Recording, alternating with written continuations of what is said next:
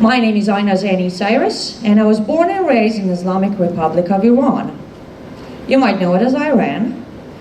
By show of hand, how many of you are actually familiar with the country? Don't be shy, don't be shy. Okay. Iran is the neighbor of Iraq. I'm sure you all know that country. Most of the time when you hear about my motherland, you hear Iran. But it's very important to always say Islamic Republic of Iran. The reason for that is Iran was not always an Islamic country. In 1979, there was a revolution. Ayatollah Khomeini came along and hijacked the revolution, took power in Iran, and turned it into Islamic Republic of Iran, which now officially is the name of the country. Before the revolution, Iran was known as Mini America in Middle East. If you look up Iran before 1979, you will see that all the pictures will show that we were Mini America in Middle East. However, the revolution happened, and our constitution, which was a mirror image of American Constitution minus the Second Amendment, was completely gone, and a new constitution came up. On the top of the Constitution of Islamic Republic of Iran, it says, the Constitution of this country is taken from Quran, words of Allah, Sunnah, life of Muhammad the Prophet, and Hadith, the stories told by those who lived in time of Muhammad. So, everything in the Constitution, everything, laws, rules, civil codes, penal codes, come from Sharia, which is the combination of those three I just named. Within 90 days after Khomeini took over, women became second-class citizen in the country. By law, hijab started being mandatory for everyone, and they basically lost every right they had, including if they wanted to have a job, they wanted to go to school, they wanted to buy a property, they wanted to get married, or they wanted to get divorced. If they wanted to get a driver license, or if they wanted to get a passport and leave the country, they would have to have a written authorization from their male guardian. Lucky me, I was born after the revolution, so I was born into the Islamic country. And to top that, I was also born in a family where my father was a sheikh, a step higher than imam, and my mother was a Quran teacher. So I pretty much was raised strictly Muslim, at home, at a school, on the streets, everywhere. When I was getting ready to go to school, at age 7, when they handed me my uniform, it had a hijab, a white piece of headscarf. And I asked my mother that I was under the impression that I don't have to wear the hijab until I'm 9 years old. And she said, well, yes, that is true, and it is not mandatory for you to wear it yet, but you need to prepare yourself, you need to master it, and you need to learn how to wear it. So when you get to age 9, you're all good. And you don't have to wear it on the street, but you do have to wear it at school. Okay, put it on. First day of school, my father took me to school. On the way there, the first thing I noticed was that boys are going to school, but they're wearing whatever they want. So I asked my father, Dad, why am I wearing a hijab and they're not? My answer was a punch to the face. I asked the second question, why are you punching me? He looked me in the eye and said, you'll never question Allah. Okay. Fast forward to when I was 9 years old. I got an invitation to take to my parents. I did it from school.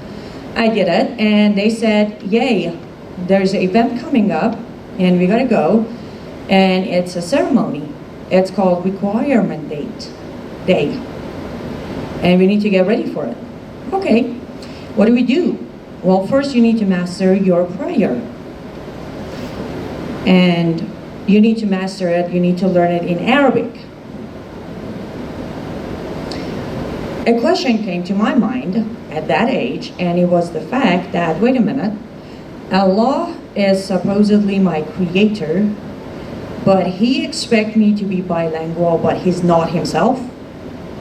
So I have to learn the Arabic so he would understand what I'm saying. That was the first red flag for me. Mastered the prayer. Then I had to master the prayer, to call to prayer. I did that. And then they showed me my gorgeous wardrobe. They handed me a burqa. Are you all familiar with burqa? It was colored white because it was a day of celebration. They put me in a burqa, put a black headband on top with a giant red rose or some sort of flower, and we went. I walked in, and the room is filled with 9-year-old girls. Some of them I knew because they were my classmates or from my school, some of them I didn't know. And for the record, same day, every single city in the country had the same ceremony going on for their 9-year-old girls. An imam came on the stage and started citing Quran and talking about Muhammad and Islam and Sharia and all that good stuff. And he went on saying, starting today, all of you 9-year-old girls in this room, under Sharia are officially an adult woman. You will be responsible for your actions. You will pay consequences. You will follow Muhammad. You will die or kill in the name of Allah. Oh, and if your male guardian decides it's time for you to get married, you will do so. I have never tried to tell anyone how I felt because so many emotions were running through me. But the strongest one was anger. I was pissed off. I'm like, wait. So until now, I'm just a kid. The only thing I had to worry about is my grades, my school, classmates, friends, dolls, and like that, I'm an adult woman. I could possibly be a wife. I could possibly become a mother. After that, they told us to get up and repeat after the imam. He started saying the shahada, which is basically the testimony you give to officially become a Muslim. And technically, I've been called an ex-Muslim, but in reality, I'm not an ex-Muslim because I was too pissed off to repeat after the imam. So I didn't say the shahada. So as an adult, I didn't become a Muslim. But in Islamic Republic of Iran, when you're born, they stamp you a Muslim and you don't have a choice. After that, considering the fact that I was an adult woman and I was responsible for my own actions, I managed to get myself in a lot of trouble. Until I reached the age of 14, I was arrested over 12 times. And every time I was arrested, I was put in prison or detention center.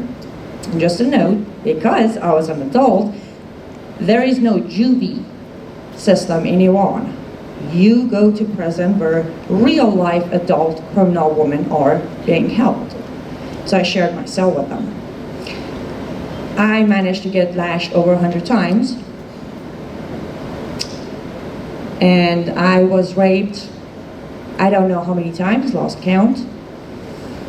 And just so you know the crimes I committed, I was arrested once because I was wearing nail polish. Now, why is that a crime? If you're wearing a nail polish, that is a proof that you're not doing your prayers. Because as a Muslim, when you do your prayer, you have to do the prayer wash up.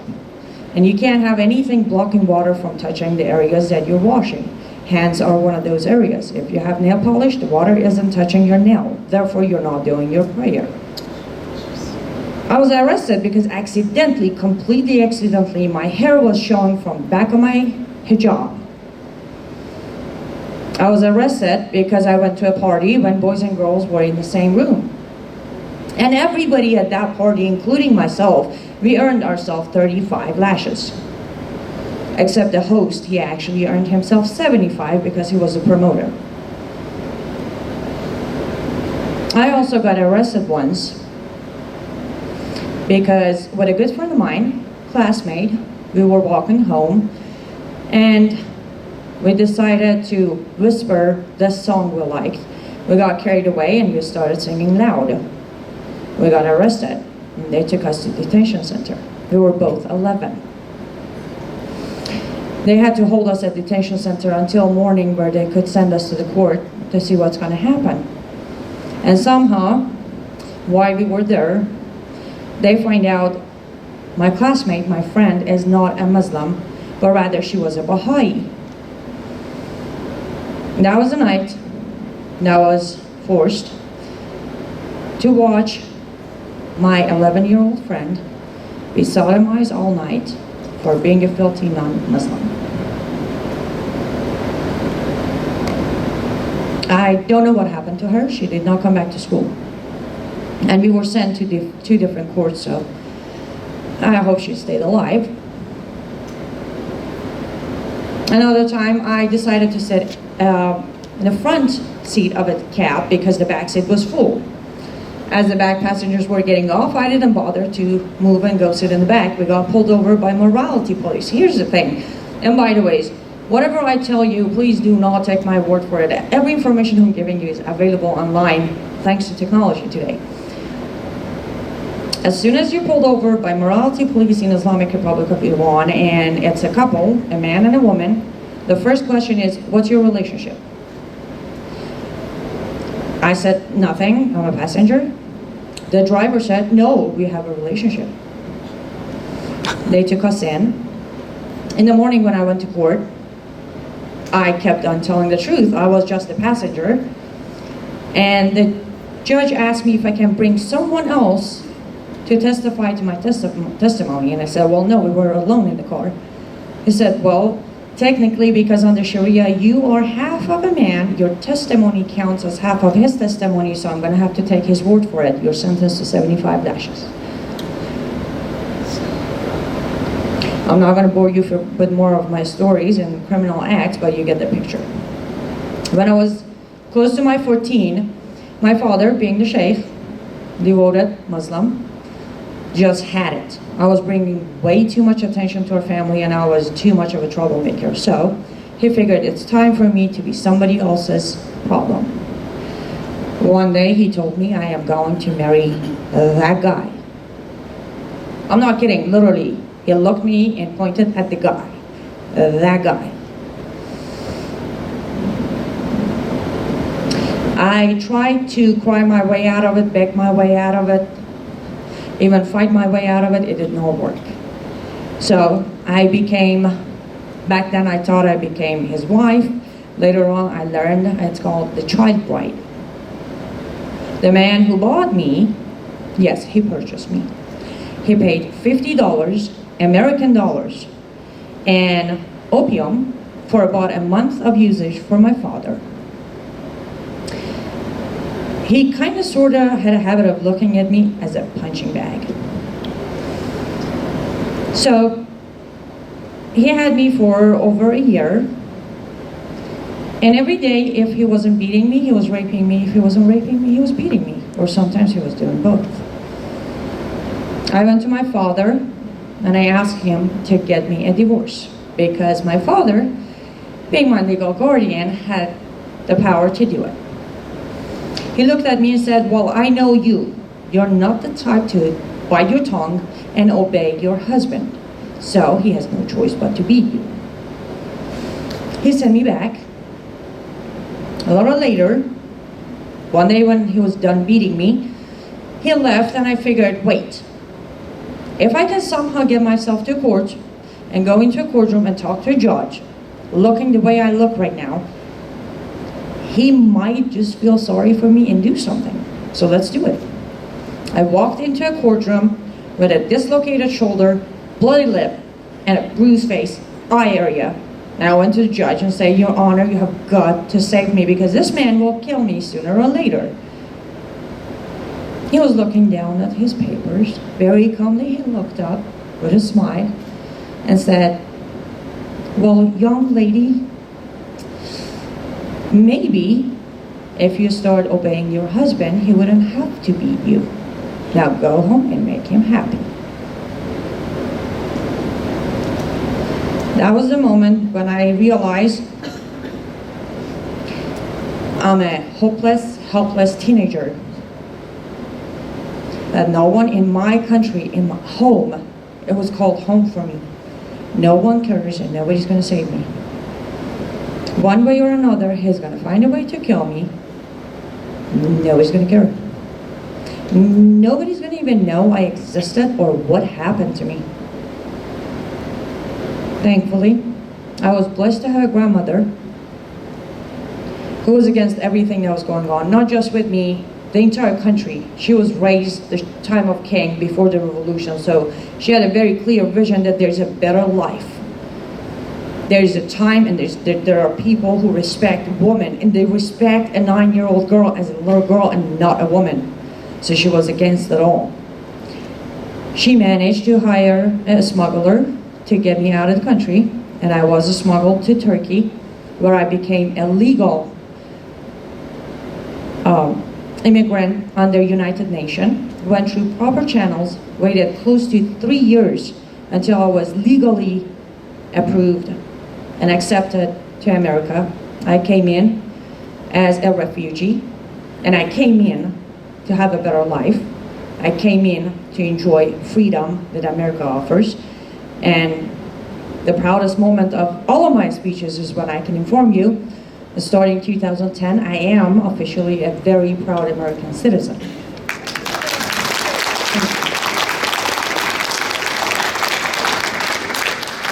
Aside the fact that I love saying this because it is really, it makes me feel so good. I think it was the best achievement of my life ever. Aside the fact that it makes me feel good and it makes me feel proud, I also mention this because I want to make sure that you all know I don't do what I do for paperwork. I don't do what I do to get my citizenship. No, I do what I do because of what I went through. Now, I was a lucky one.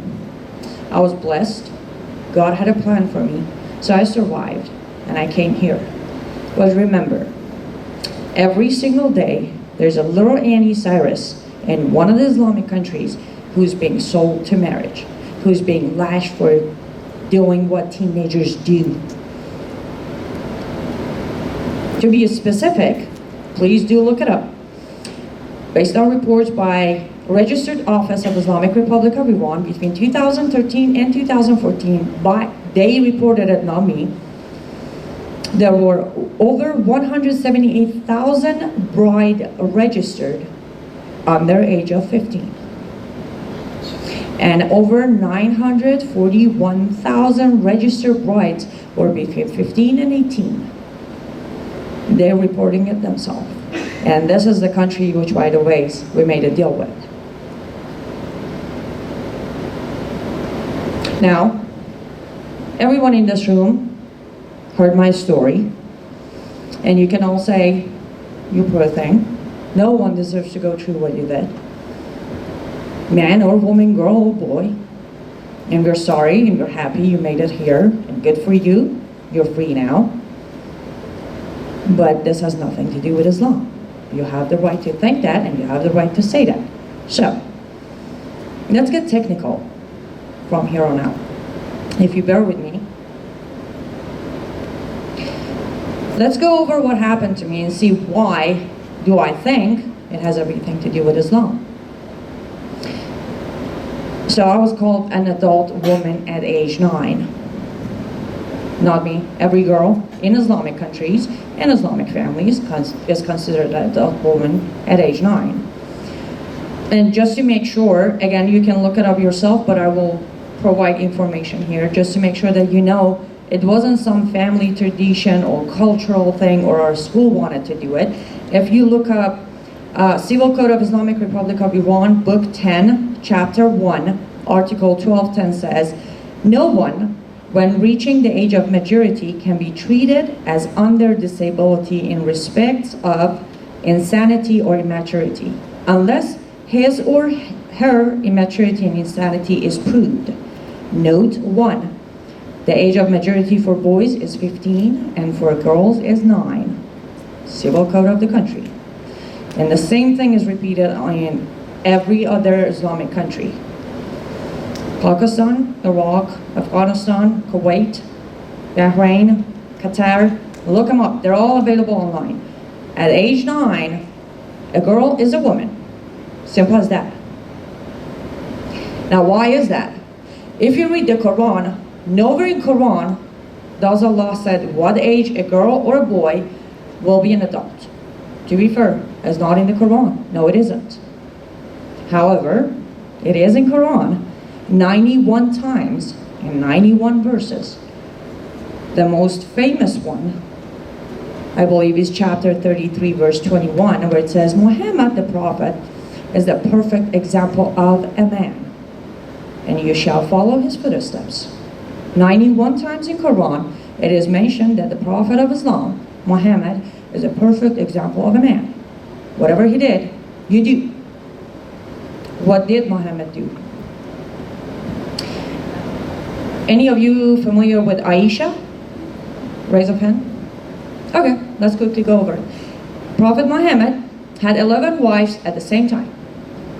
His favorite wife was named Aisha.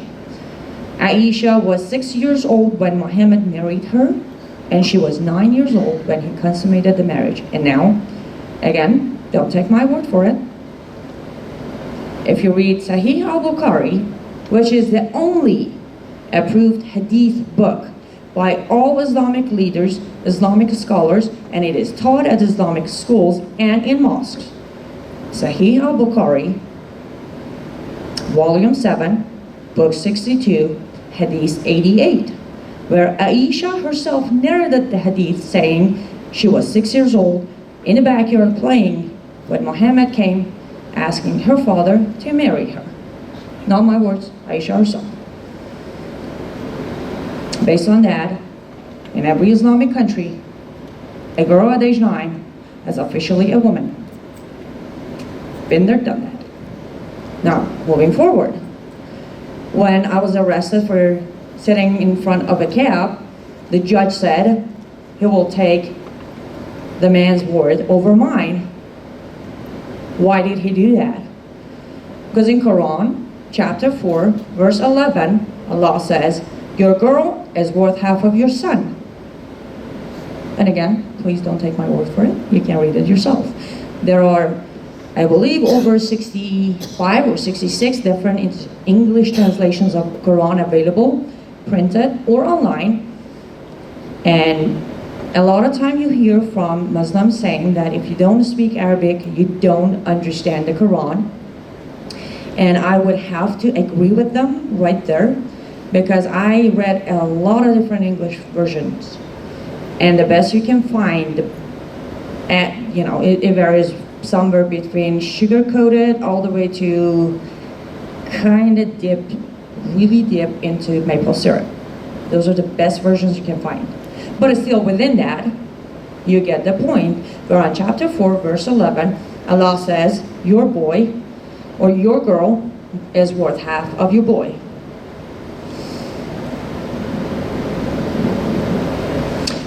When I went to court trying to get a divorce, the judge basically told me that if I start obeying my husband, he doesn't have to beat me. It wasn't because the judge was just some crazy guy who enjoyed looking at me beat up. No, because he was following the Quran. Chapter 4, verse 34. Men are in charge of women. It's a long verse. I give you the ending, and I'm not cherry picking it.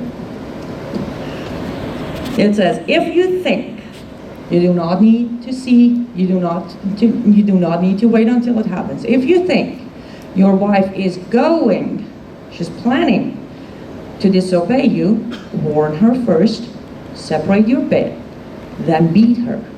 But if she comes back obeying, then seek no further harm. My question is, what if she doesn't come back obeying? Keep on beating? I guess. But yeah, that judge was just following the Quran. My favorite chapter of Quran, by the way, is chapter 4. I will give you a lot of verses out of chapter 4. Reason, it's called The Woman. 176 verses. Allah took the time to send a specific chapter on how to treat your woman, how to look at a woman, and what a woman is under Islam. So how many of you actually read the Quran here? Anyone? Even a page of Quran. Okay, that's a little better. I always suggest, please do read the Quran. Because when you read the Quran, you don't even need me to come here and talk to you. You get the picture yourself. It's pretty easy to put it together. In whatever version, whatever translation you read, it's the same. No one has changed the Quran into a scary version. They have changed it into more sugar-coated version in English, but you get the picture of it. Take the time and read chapter 4. Because when you're done with that, you will sit there thinking, what? How can anyone be okay with treating their daughters, sisters, mother, or wives this way? Now let's go to where my father sold me to marriage. There has been a lot of conversation going on that child bride is a cultural thing in Middle East. Okay, the first answer or question is, why is it that only cultural part of Middle East that does child bride is the Islamic countries? How come the non-Islamic countries don't have child bride? But I guess that could be argued. So let's go back to Quran again. Chapter 4, verse 3. I will actually read this one because I don't want to mistranslate anything. Chapter 4, verse 3 says, if you fear that you will not deal fairly with orphan girls, you may marry whichever other woman seem good to you. 2, 3, or 4. If you fear that you cannot be just to them, then marry only one, or you're sex slaves. That is more likely to make you avoid bias. 2 things here.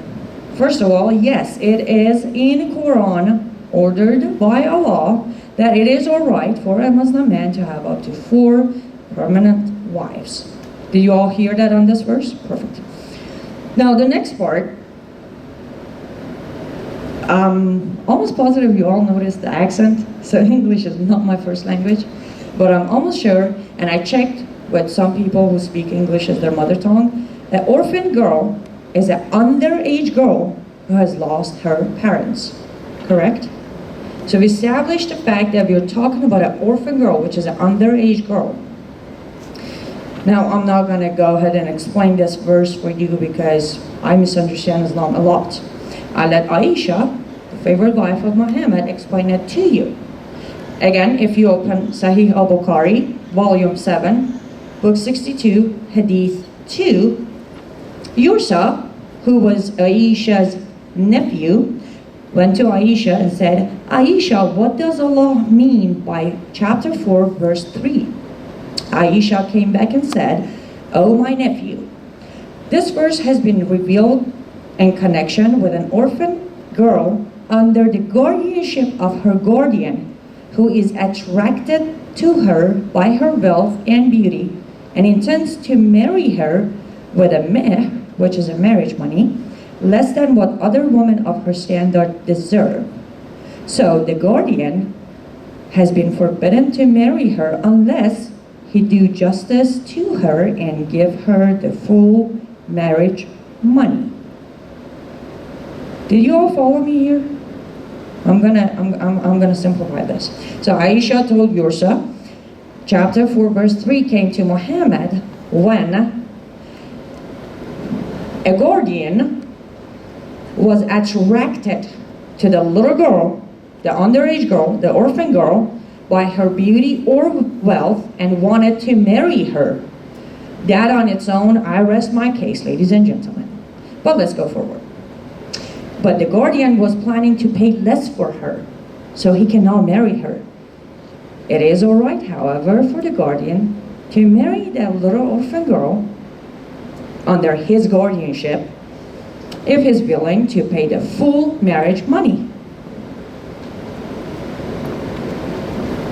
Not my words. I did not translate this, Aisha did. And I didn't write the Quran. Based on that single verse, and don't get me wrong, there are other verses in Quran that will confirm that child bride is part of Islam, approved and sanctioned by Allah. But that one by itself, this was the verse my father opened to me when I asked him why. Why can you do this to me? He opened the Quran and showed me chapter 4, verse 3. said he's willing to pay the price, I can sell you. Because the argument on this verse isn't about how old she is, it's about who's paying how much. Please do tell me a woman is not a property under Islam. Because if there's money involved, it is a property. I was a property. I was sold. And then, again, we have the argument how Islam is hijacked. Islamic countries are misunderstanding Quran, and they are just a bunch of cruel people who are making up laws as they go and make people suffer. So we went over the Quranic verse and then the explanation on the hadith on the verse. Let's quickly go over the Civil Code of Islamic Republic of Iran, Book 7, Chapter 2, Article 1041. Marriage before the age of majority is prohibited. So before 9, you can't marry off your girl. Note, marriage before puberty by the permission of the guardian and on condition of taking into consideration the ward's interest is proper. If you ask me, not only they didn't make it evil, they actually kind of mellowed it down. You know, before 9, don't do it. In Quran, there is no minimum age. In Islamic countries, at least they made age 9, somehow, somewhere, so a girl has 9 years to breathe. If they were about to follow Quran word by word, oh boy.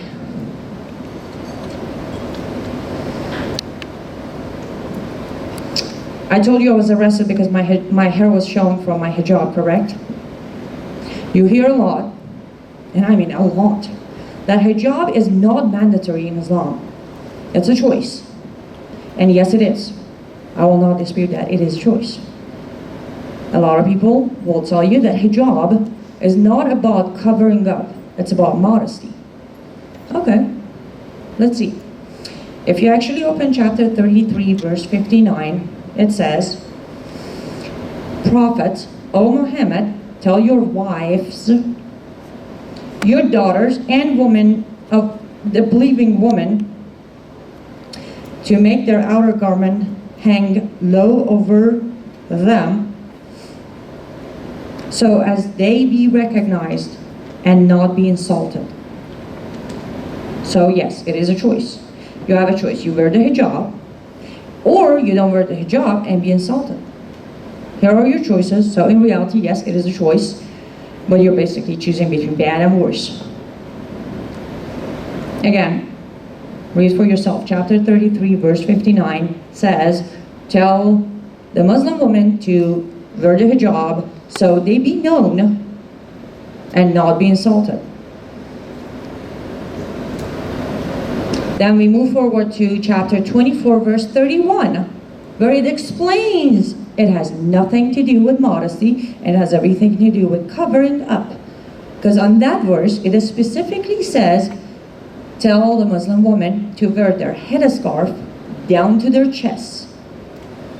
My hijab was actually like that. It would go right there. The word used is headscarf. And it's very known in Saudi Arabia, headscarf has always been there because of the sandstorms. The word specifically says, tell the Muslim woman or believing woman to wear their headscarf down to their chests.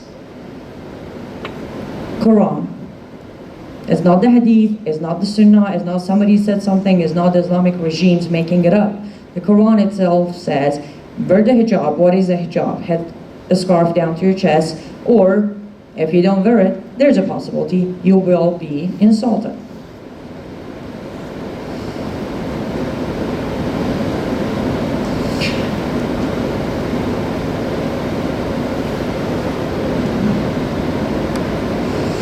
In Quran, if you read it, 51% of it, 51%, not 50%, not 48, and I'm pretty sure when it's 51%, it makes the majority of it. So it's safe for me to say the majority of Quran is about how to deal with non-believers.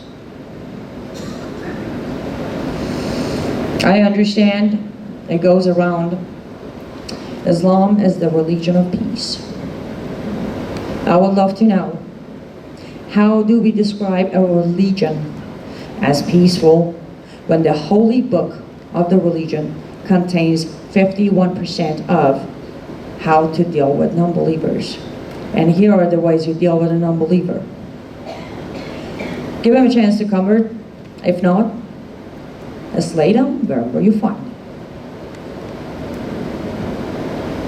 So 51% of the Holy Quran talks about killing or converting.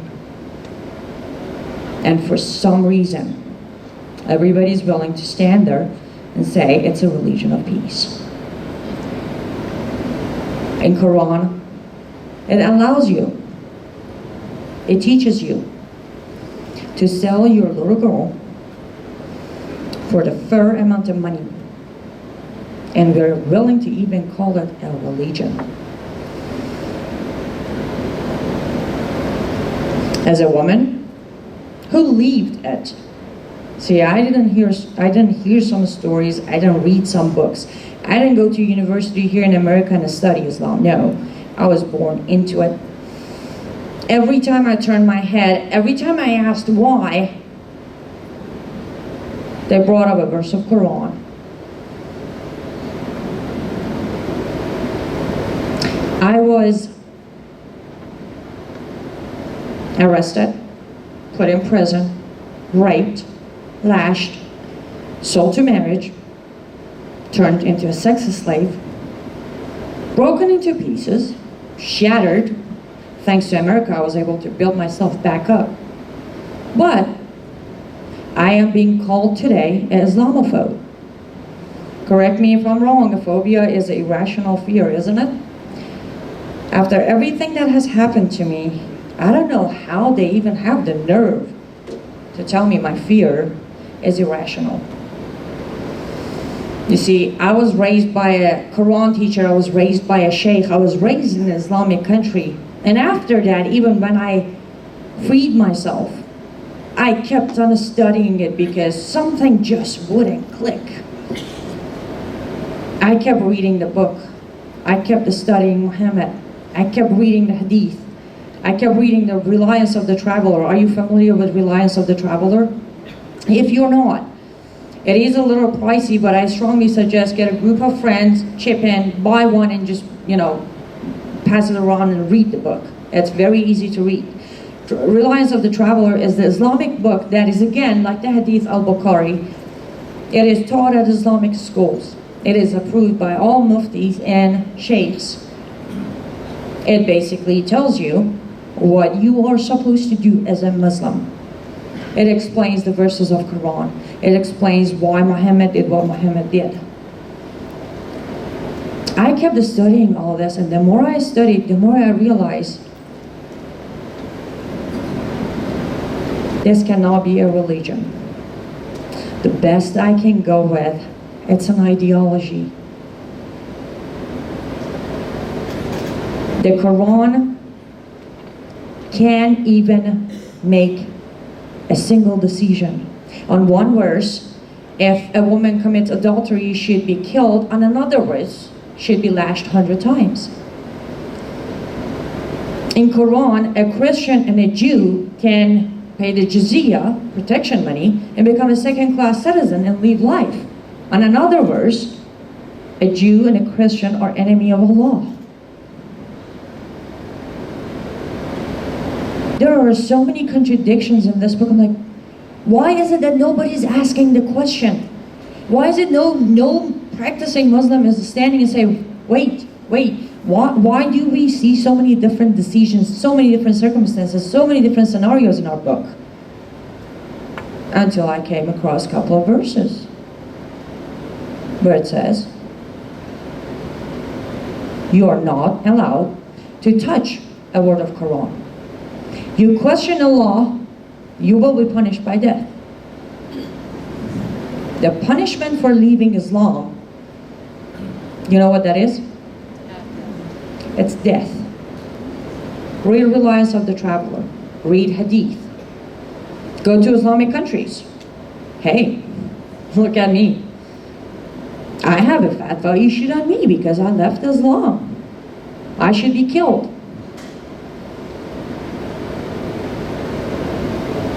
So, anybody who wants to call it a religion, I'm fine with that. But as a person who lived it, as a person who literally dedicated her life to just figure out why did they do this to me, and why are they doing it to other people, it is not a religion, it's an ideology. It dictates every step of your life. It tells you what to do, and if you don't do it, you either end up dead, or you burn in hell, or you're not Allah's favorite.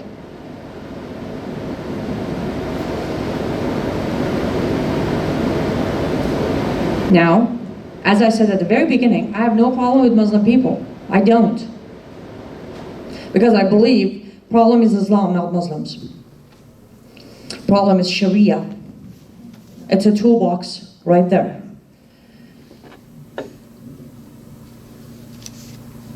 But there are many out there who are more than happy to use that toolbox to make our life living hell, or worse than that, to end it for us. This might sound like I'm trying to scare you. No. I'm just trying to protect the freedom I worked so hard to earn. My freedom wasn't handed to me. I had to wait, I had to work. I had to literally, by the time I came to America, I was 18. So 18 years of my life was gone until I could earn my freedom. And I will protect it. Now, why do I need to protect my freedom? Because nothing of Sharia is compatible with our Constitution. Our freedom comes from our Constitution, isn't it? Now, if Sharia isn't compatible with our Constitution, therefore our freedom is in danger. Yes, I have said it, I will keep on saying it. As long as we're not willing to face the fact that Sharia cannot coexist with our Constitution, we are going to be in trouble.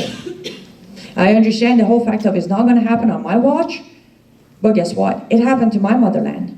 Iran was Persia at some point. We have over 2,700 years of history. You look up Persia, our history was filled with art, music, nothing of killing.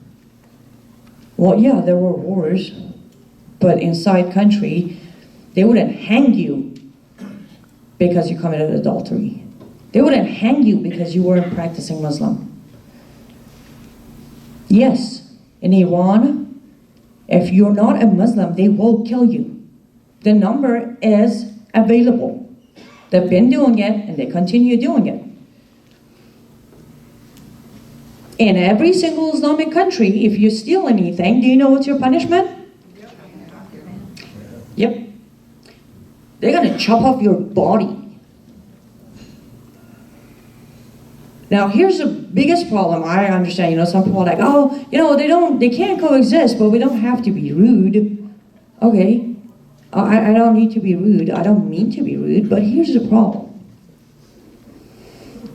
Until every breathing human is a Mohammedan, meaning a Muslim, the day of peace will not arrive upon Muslims. I'm sure you know where I'm going with that.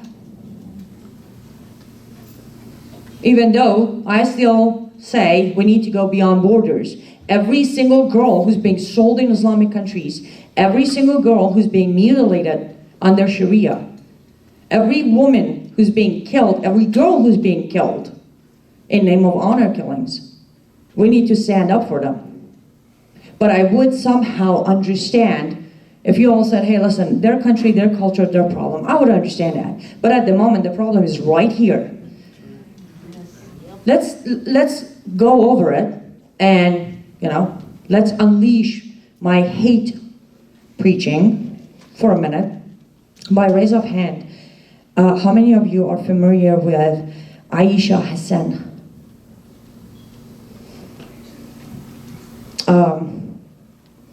Amina and Sarah? Jessica McDowd. I'm not going to read all the names. The names I'm giving you. The first name was a girl back in 2009 who was beheaded by her father in name of honor killing because she was too westernized. Here in America. Amina and Sarah were sisters back in 2008. Their father shot them, killed them. They were too Americanized. The list goes on and on and on. There are so many names. We don't have the time, and I don't really have the heart to keep a straight face and name them one by one. But in average, based on research, every year, over 2,400 honor killings are taking place in America. Look me in the eye and say Sharia isn't here. Those were Americans who were killed. Nobody has the right to take somebody else's life in name of Allah or religion. That does not work. Not with our Constitution, at least. Let's put our humanity aside for a minute. Did any of you hear about the clinic that was shut down in Minnesota about 5 months ago? If not, just Google it. Clinic shut down in Minnesota. The doctor was performing female genital mutilation right here in America.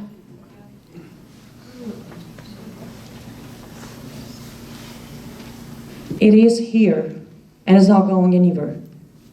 I'm not telling you all of this because I had a couple of bad experiences with my daddy and my husband. No.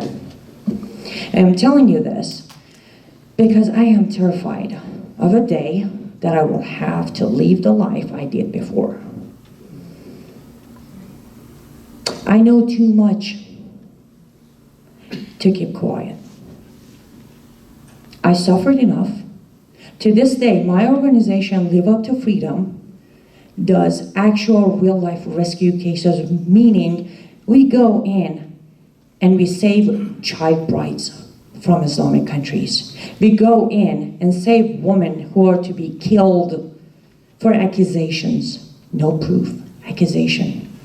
In Islam, in order to prove adultery, all you need are 4 male witnesses. Any of you heard of stoning of Soraya M? If you have not, go on YouTube, look it up, watch the movie. Soraya was the very first stoning case in Iran after the revolution. She was stoned to death. Her husband accused her. He brought 4 of his buddies and they testified. And next morning she was stoned to death. And a month later, one of the friends came out saying, he wanted to get another wife. She wasn't going to approve it. And to this day, 8 women in Islamic Republic of Iran are waiting to be stoned. As I'm standing right here in front of you, I have a stoning on my head. Because when I escaped, my so-called husband's family went to the court and got a judgment. I committed adultery. I left my husband. For love of God, I was 15 years old. To this day, I can never go back to my motherland. If I do, I will be stoned to death.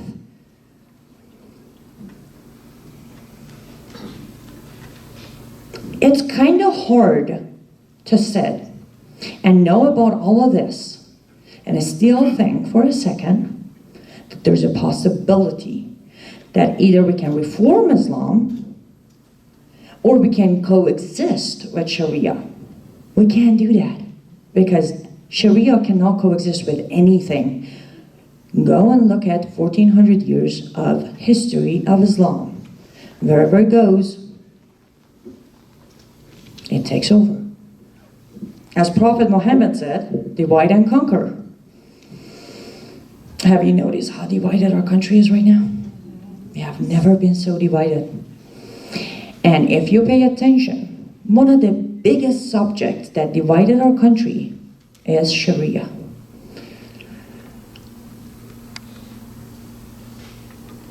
In this country, last I checked, we still have our First Amendment, right? Every time I go to any city, any place, and I want to stand there and tell my story and preach my hate and propaganda, even though I have the right to do it, but I always have to have lovely, brave men to stand by, because I have 10 fatwas on me for doing what I do. I disrespected Muhammad, they want me dead. I left Islam, they want me dead. I said Allah is bipolar because he can't make up his mind on Quran, they want me dead. I talk bad about Islamic Republic of Iran, they want me dead. And just so you know, 7 out of 10 were issued inside America. 7 of my bounties were issued in America. So, forgive me, as I'm not going to stand here and say, hey, we're all good, let's get along. No. If I don't have the right to stand here and speak my mind, even though the Constitution gives me that right, if they're going to try to silence me by killing me, right there again, I will rest my case. As peaceful as the religion is, if I come out and say what I say, I should be killed. Now again, are they all following these bounties and orders? No. But at the door, we are going to place a bowl of M&Ms for you. About 60 M&Ms are in there. Only 5 of them are poisonous. Please go ahead and help yourself.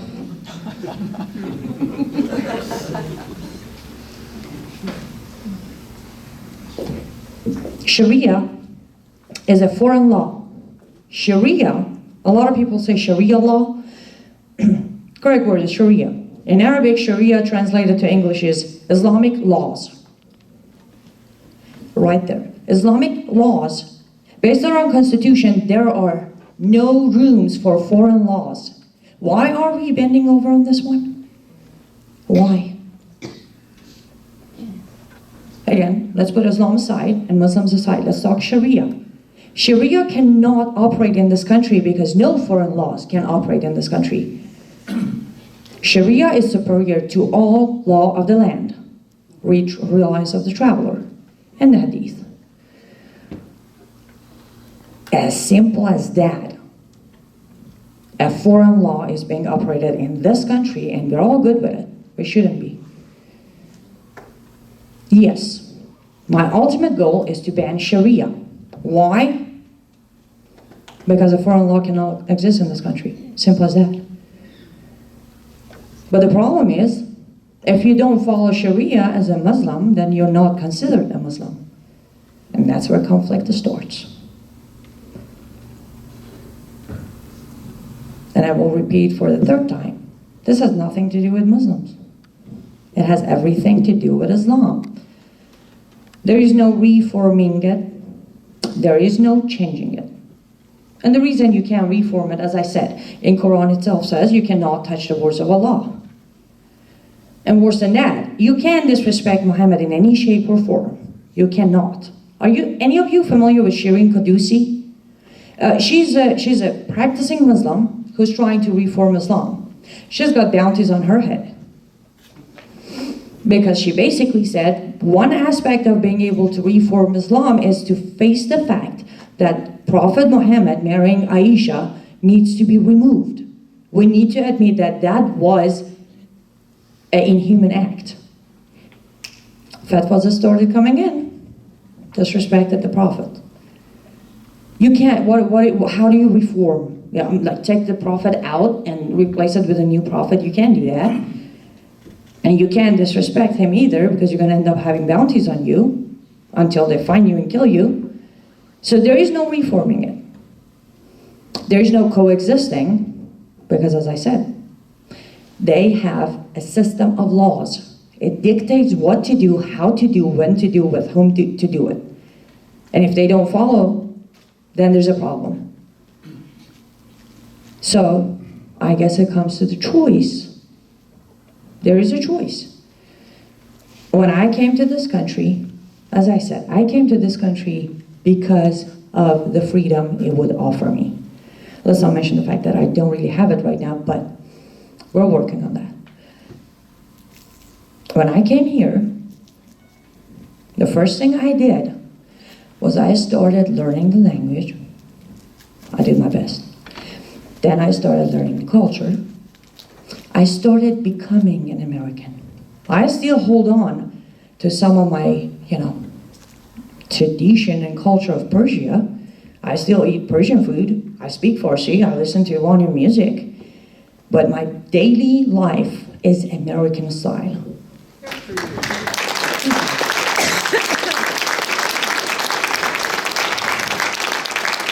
So the choice is anyone who's willing to come in, respect our laws, our constitution, and our culture, I'll be the first one to open the door. But if they're coming because they want to take away our freedom and change this country into yet another Islamic country, I promise you, I will fight that until my dying breath. Because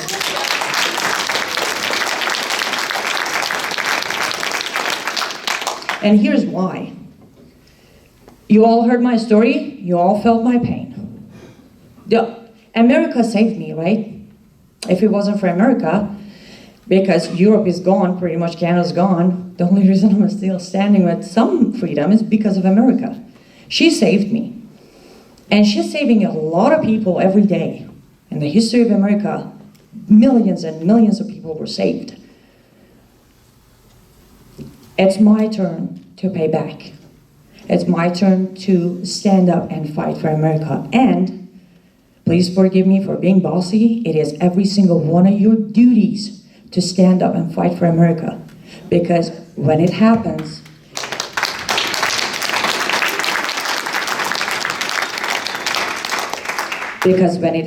and what I mean is when Islamization is completed, you won't pay the price.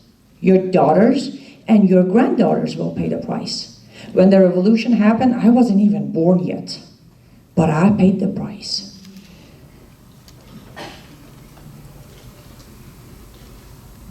My grandmother, my grandfather, everybody else's grandmother and father just sat at home thinking, I mean it. I asked my grandmother, she's like, we kept saying, they're a bunch of angry people, they're gonna go home, they're gonna get tired, until it happened. They kept thinking, it's not gonna happen. They didn't even dream of it, and it happened. It happened. And millions of little girls started paying the price, and there was nothing they could do to stop it. So, I don't hate anyone. I don't. I'm actually a very loving person, considering what I've been through. But I do stand up to anything that is going to go against Human Rights Declaration. Before what we do is who we are, before who we are is what we are, and we are all human. With that being said, God bless you and God bless America.